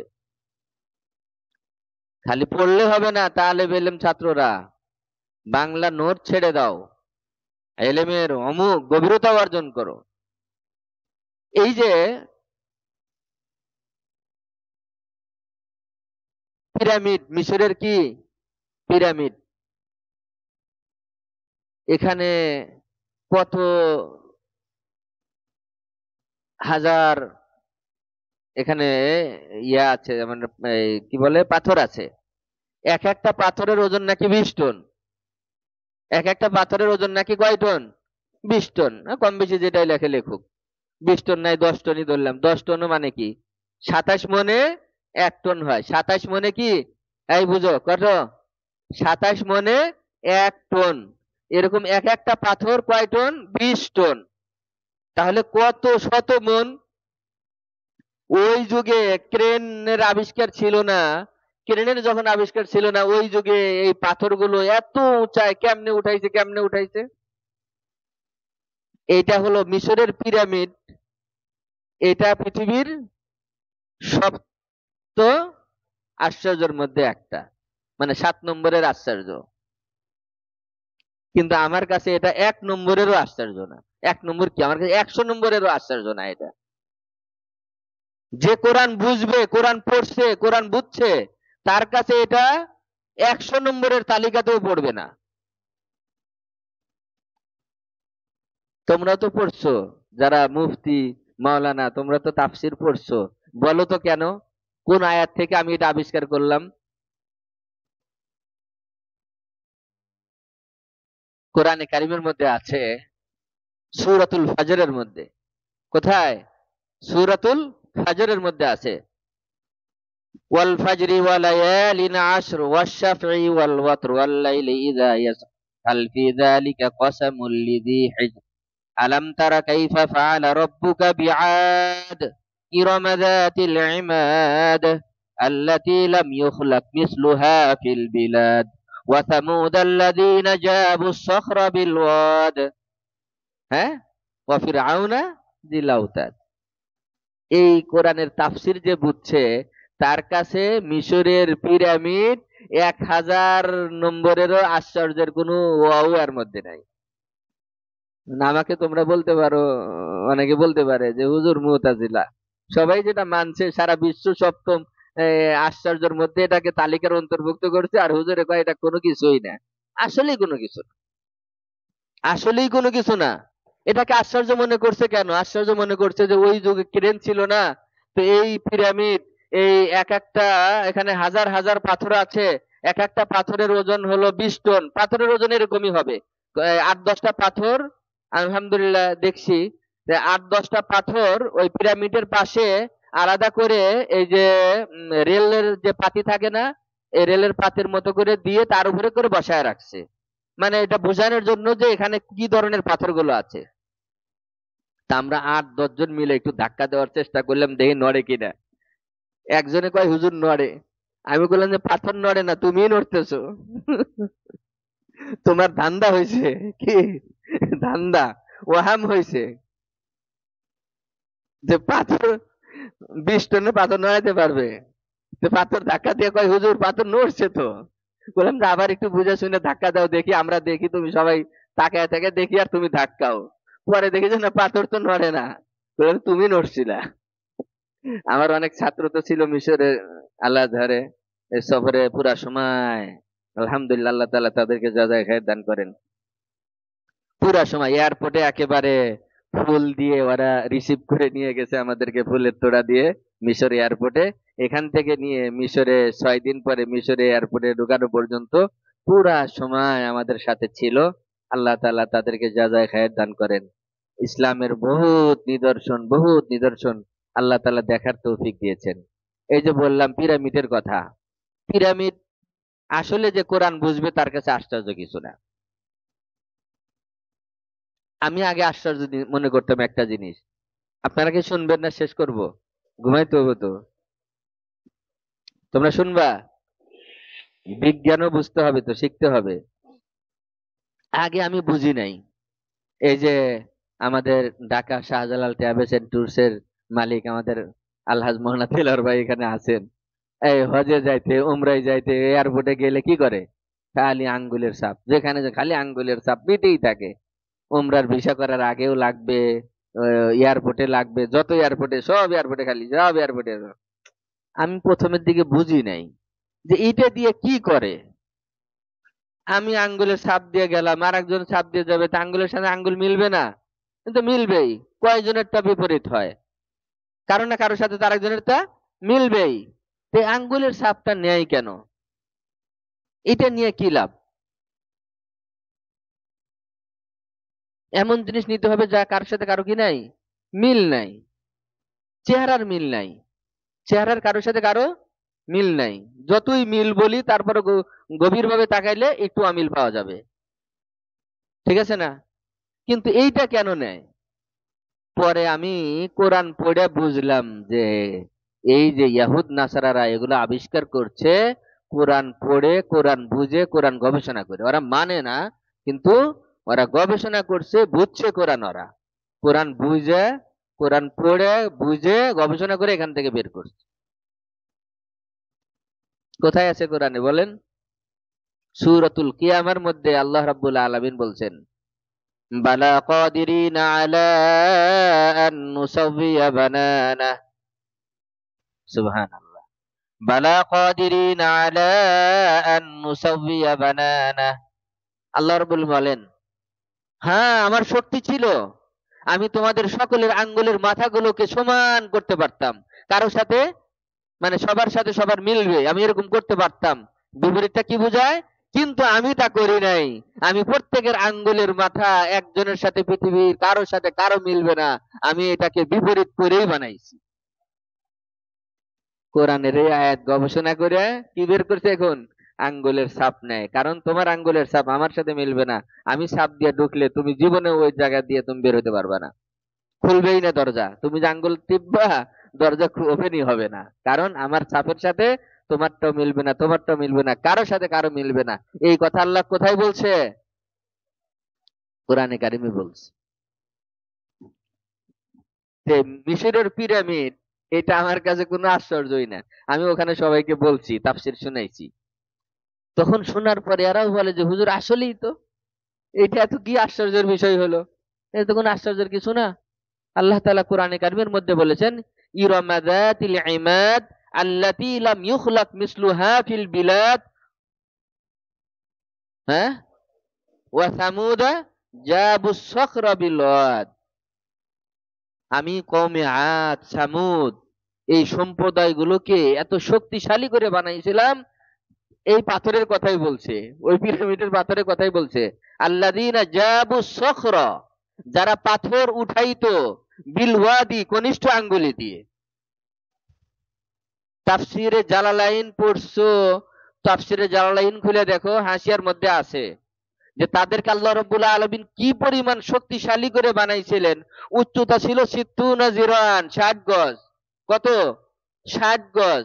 60 গজ ছিল উঁচা। আর শক্তি ছিল শরীরে কেমন? যে আল্লাযীনা জাবু সখরা বিল ওয়াদি, এই কনিষ্ঠ আঙ্গুলি দিয়ে এই 20 টনের পাথর এক জায়গা থেকে আরেক জায়গায় নিয়ে যেত। তো এই কথা শোনার পরে আর এই পিরামিড কোন আশ্চর্যের কিছু থাকে? এক একজন 60 গজ, এই যে আমরা অনেক সময় মনে করেন যে যদি একটা জিনিস বহন করতে হবে, ইট বহন করতে হবে, সবাই এখানে সিরিয়ালে দাঁড়াইলো, আমি দিলাম দেলোয়ার ভাইকে, দেলোয়ার ভাই দিল আরেকজনকে, উনি দিল আরেকজনকে, চলে যাবে না? এই 60 গজ উঁচা মানুষ, আপনি উপরে দাঁড়াইছেন, তার উপরে আরেকজন দাঁড়াইছে, আমি এখান থেকে ওই যে জাবুস সখরা বিল ওয়াদ, দুই হাতেও ধরতে হবে না তাদের এই 20 টনের পাথর, এই 20 টনের পাথর কনিষ্ঠ আঙ্গুলি দিয়ে বাম হাত দিয়ে উঠায় আমি দিয়া দিলাম আলামিনের কাছে। আলামিন ওই জায়গায় 2 তলা ওখানে দাঁড়ায় আছে, হে আরেকজনের কাছে দিছে, এমনি এমনি তো বসায় দিছে। সুবহানাল্লাহ বলে না? এমনি এমনি কি করছে, বসায় দিছে, বুঝো নাই তোমরা? তো এইটা যে জানে না তার কাছে তো আশ্চর্য, যে কি রে 3.5 ফিট মানুষ, 3.5 হাতের মানুষ, এটা কেমনে এই পিরামিডে এই পাথর উঠাইলো? এই চিন্তা করলে তো হবে না, ওই যুগের চিন্তা করতে হবে। কমে আদ সামুদ সম্প্রদায়ের যুগে ওই সময়গুলোতে এগুলো হয়েছিল। আল্লাহ তাআলা ওই সম্প্রদায়ের শক্তি কেমন ছিল, উচ্চতা কেমন ছিল, ক্রেন লাগে নাকি? এই ক্রেন কত উঁচা? হ্যাঁ, একজনই তো 60 গজ, সিত্তু না, 0 আন, একজনই 60 গজ। তো হে নিয়ে হ্যাক দিছে, হে নিয়ে এক দিছে, কেরেন লাগবে? আর কেরেন নিতে লাগবে না। আল্লাহ রাব্বুল আলামিন এত আজীব আজীব কুদরত দেখাইছেন। আসলে মানুষের ওয়াল্লাযীনা জাহাদু ফিনা, এই এটাকে দাঁড় করাও, এখনো কথা বলে, দাঁড়াও দাঁড়াও দাঁড়াও দাঁড়াও, কথা বলো, তুমি আরেকজনের দিকে তাকায় থাকো, দাঁড়ায় থাকো। আহাম,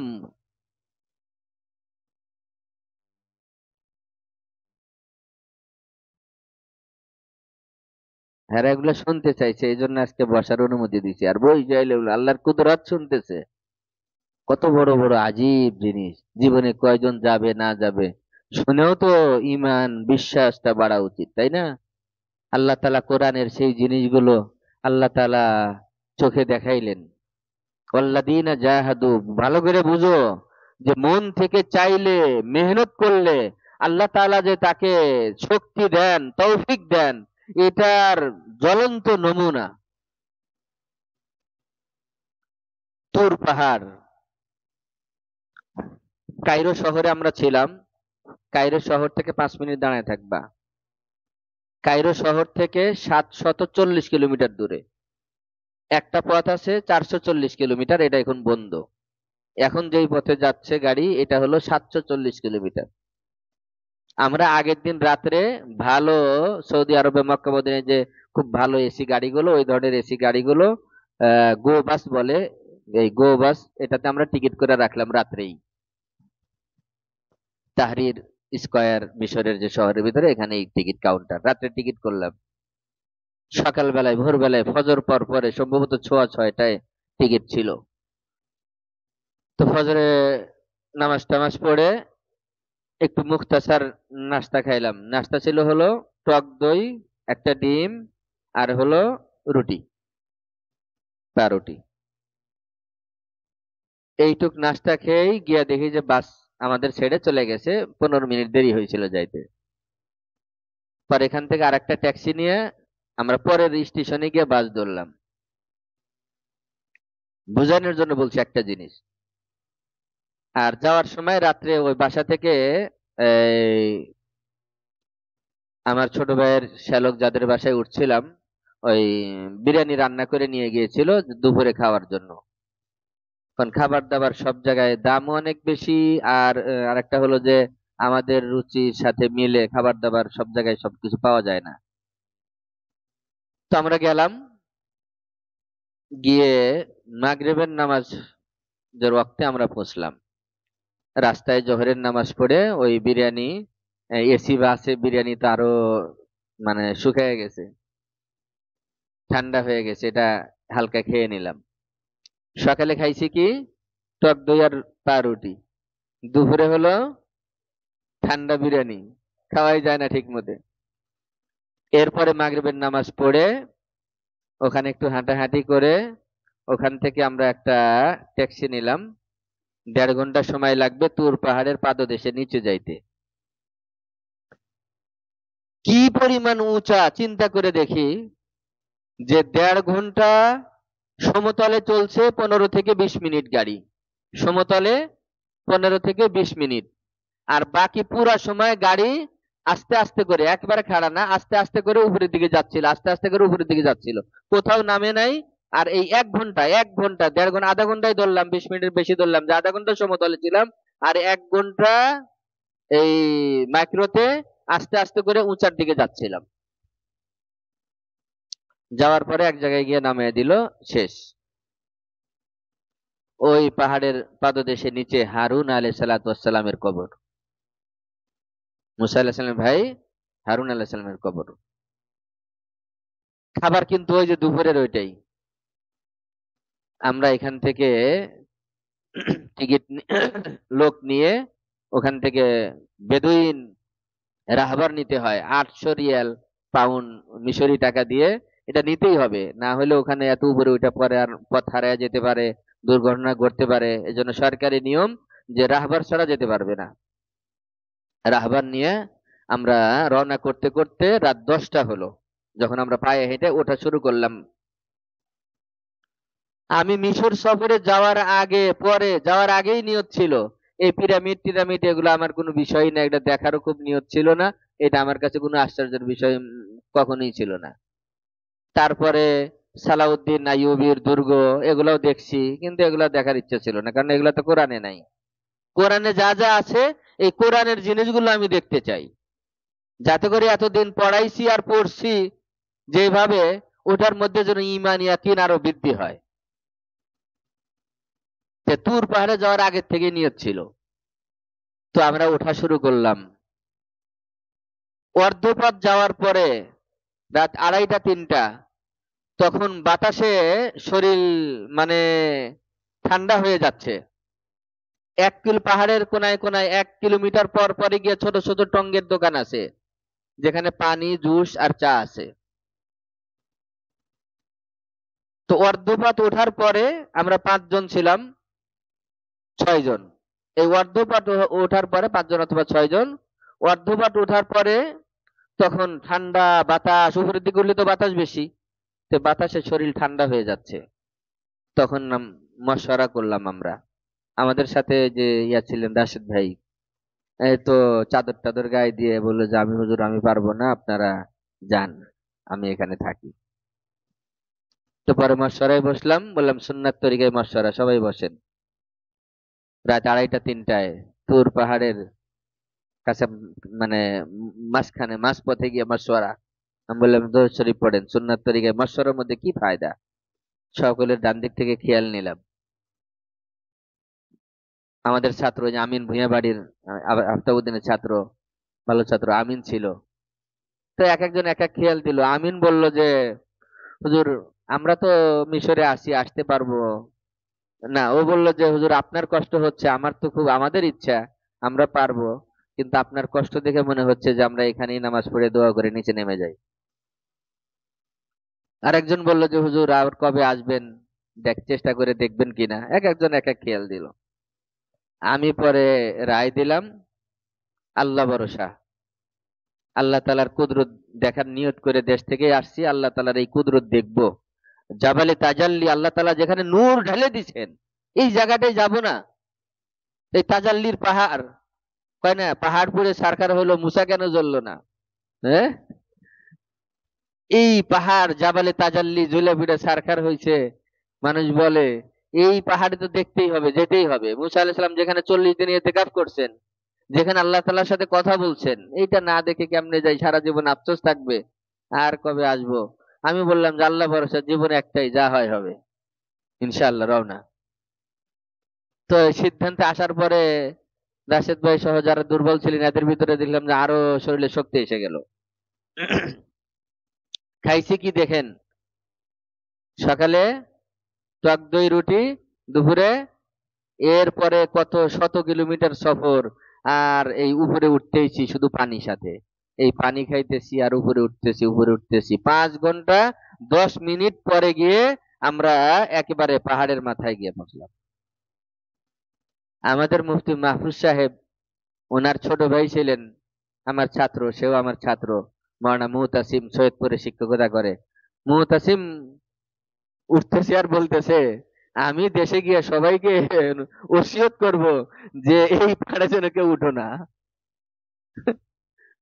আমি বললাম যে তুমি কি উপদেশ কি ওসিয়তের কথা বলো, বরং আল্লাহর কুদরত দেখে আরেকজনকে দেখতে না উৎসাহিত করবে। ওই হুজুর যে রিস্ক, এখান থেকে ফুটে গেলে তো কিচ্ছু থাকবে না, শেষের দিকে খুব রিস্ক। আলহামদুলিল্লাহ আলহামদুলিল্লাহ, উপরে যখন উঠছি মনে হয় তারকার চাঁদ গুলো মাথার উপর দিয়ে ঘোরাফেরা করতেছে। গত বুধবার দিবাগত রাত ছিল, গত বুধবার দিবাগত রাত ছিল, 14 তারিখের রাত, 14 তারিখের রাত, চাঁদনি রাত।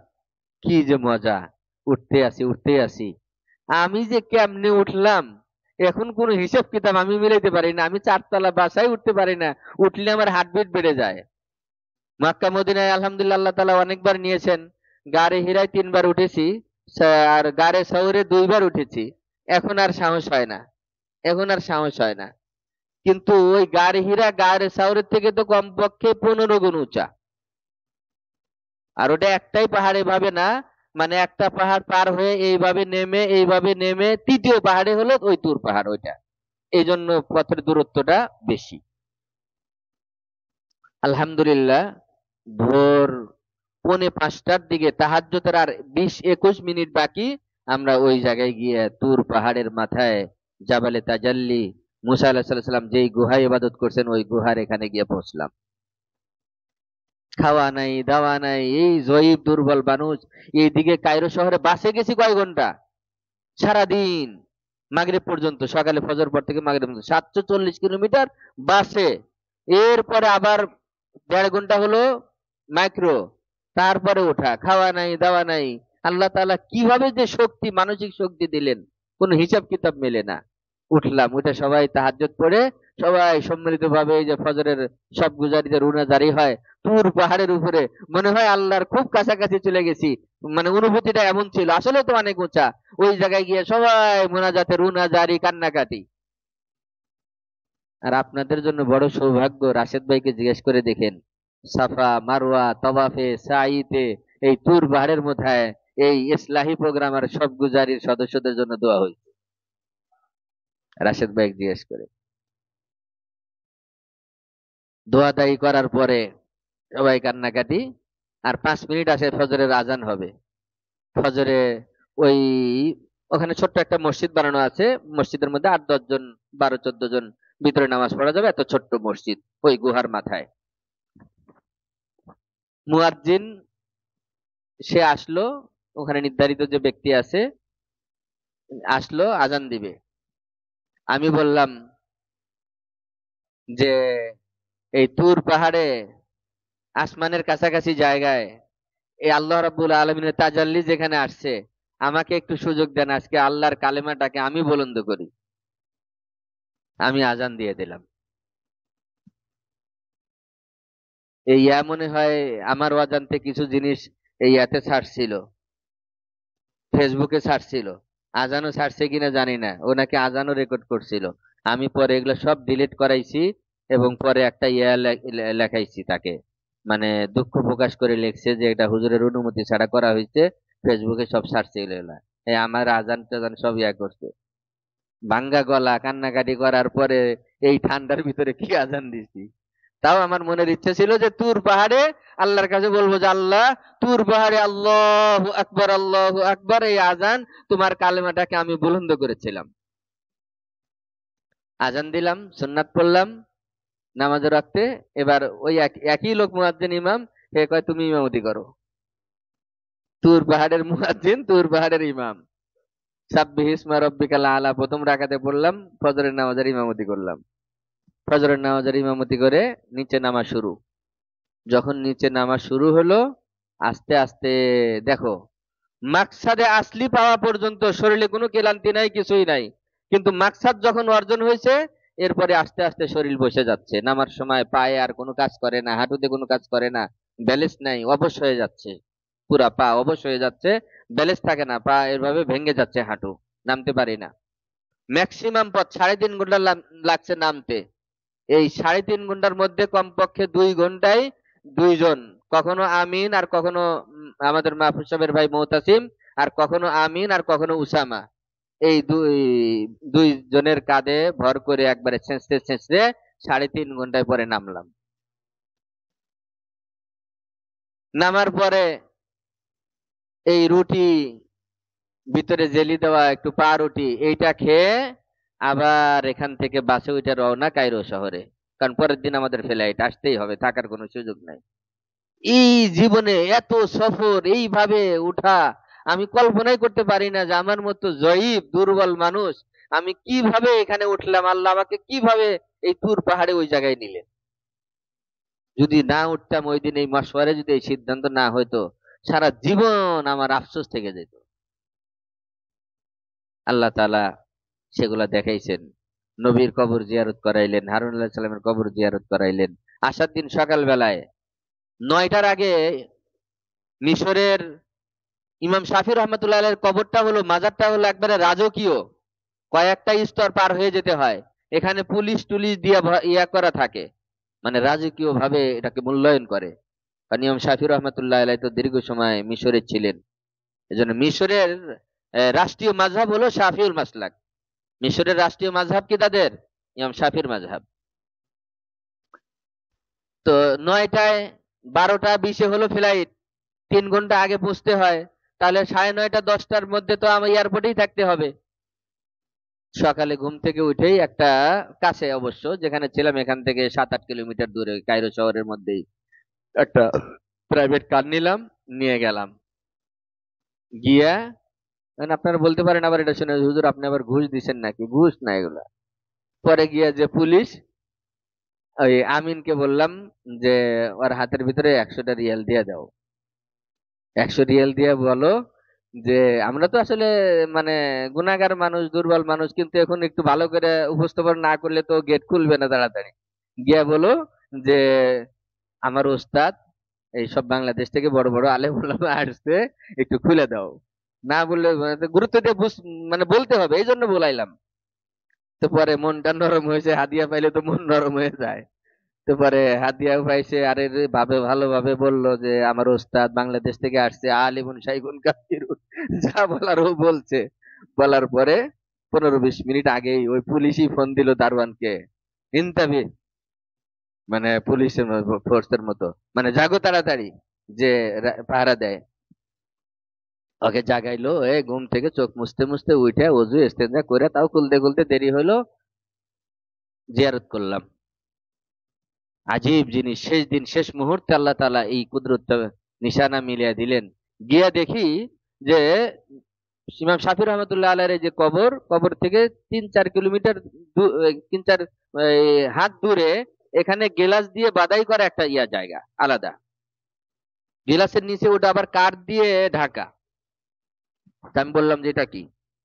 তো বললো যে এক আল্লাহর ওলি ইমামে শাফি রহমতুল্লাহ আলাইহির ইন্তেকালের পরে এক আল্লাহর ওলি স্বপ্নে দেখেছিল যে নবী সাল্লাল্লাহু আলাইহি ওয়াসাল্লাম ওই জায়গায় দাঁড়ায় ইমাম শাফি রহমতুল্লাহ আলাইহির কবর জিয়ারত করছেন। এক আল্লাহর ওলি স্বপ্নে দেখেছিলেন ওই যুগে যে নবী সাল্লাল্লাহু আলাইহি ওয়াসাল্লাম স্বয়ং নিজে ওই জায়গাটাতে দাঁড়ায় ইমাম শাফির কবর জিয়ারত করছেন। তো এইটা বলার পরে ওই সময়ের রাজা বাদশাহ এটাকে ইহতেমামের সাথে গুরুত্ব দিয়ে ওই জায়গাটাকে আলাদা করে, তখন থেকে আলাদা করে বাদাই করে রাখছে, যাতে এখানে কেউ পাও না দেয়, কেউ না যায়, ওটাকে আলাদা করে রাখা আছে। আল্লাহ নবী যে জায়গায় দাঁড়িয়ে ইমামে শাফি রহমতুল্লাহ আলাইহির কবর জিয়ারত করছে।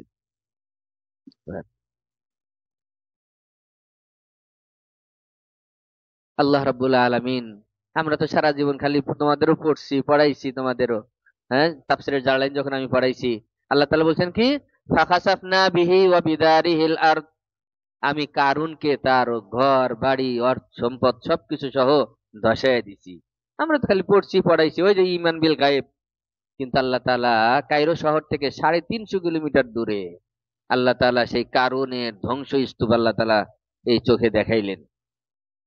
মানে বুলডোজার দিয়ে, মানে বিল্ডিং ভাঙলে যেভাবে পড়ে থাকে, কোথাও মাটির নিচে চলে গেছে দবায় ধসে, কোথাও মাটির নিচে 10 ফিট, কোথাও 15 ফিট, কোথাও মাটির সাথে মিশে গেছে। আর কি পরিমাণ যাওয়ার সম্পদ ছিল, মানে ওটাকে ওয়া দিয়ে কারুন বলা হয়। এমন বর্ধিত পাল্লবী কমপক্ষে 15টা হবে। এত বড় এরিয়া জুড়ে ছিল তার শুধু অর্থ সম্পদের গুডাউন, কারখানা।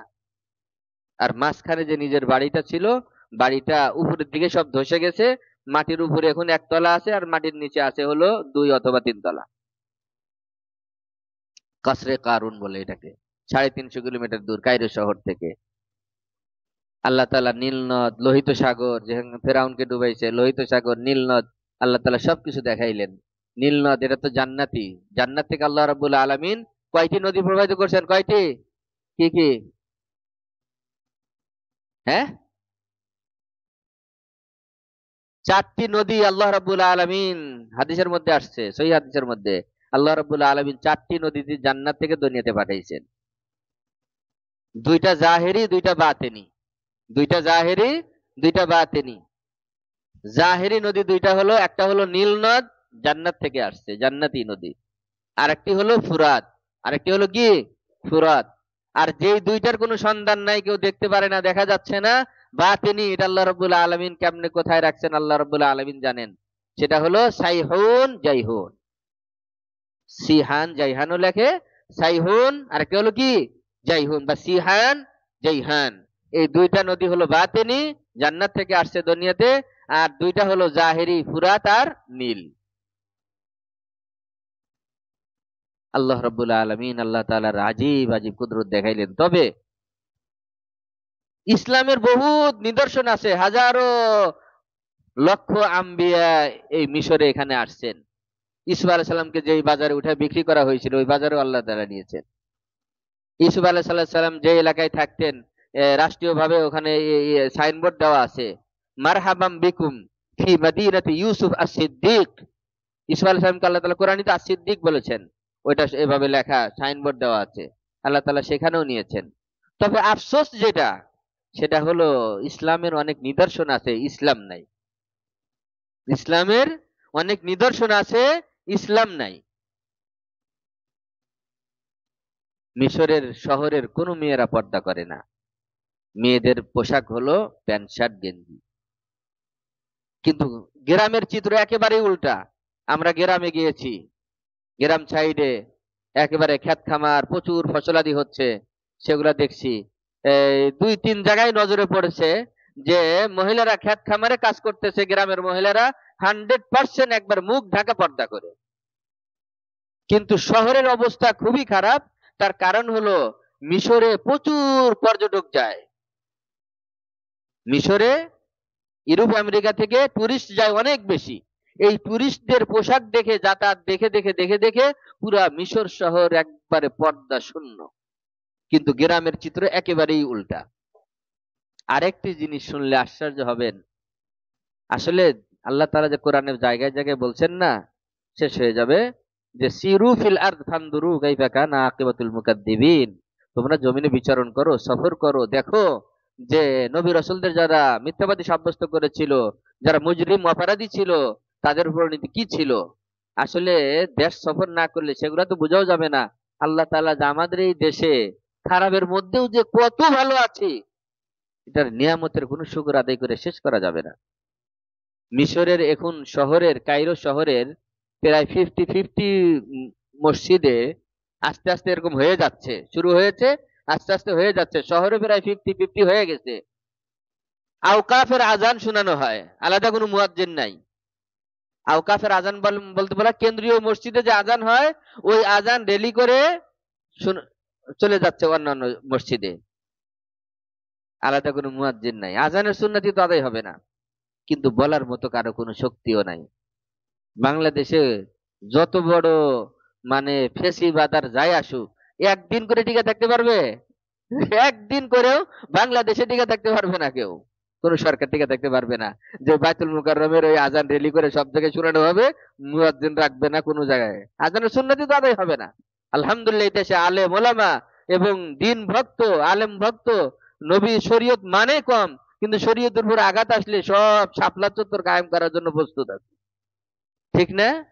24 ঘন্টা ওই দেশে কেউ টিকতে পারবে না এই ধরনের নিয়ম করে। কিন্তু মিশরে চলতেছে। মিশরের কোন, যদি আমি কোনো বলি ভুল হবে না, কারণ কমপক্ষে 95% মসজিদে মিশরে বসে ওযুর ব্যবস্থা নাই।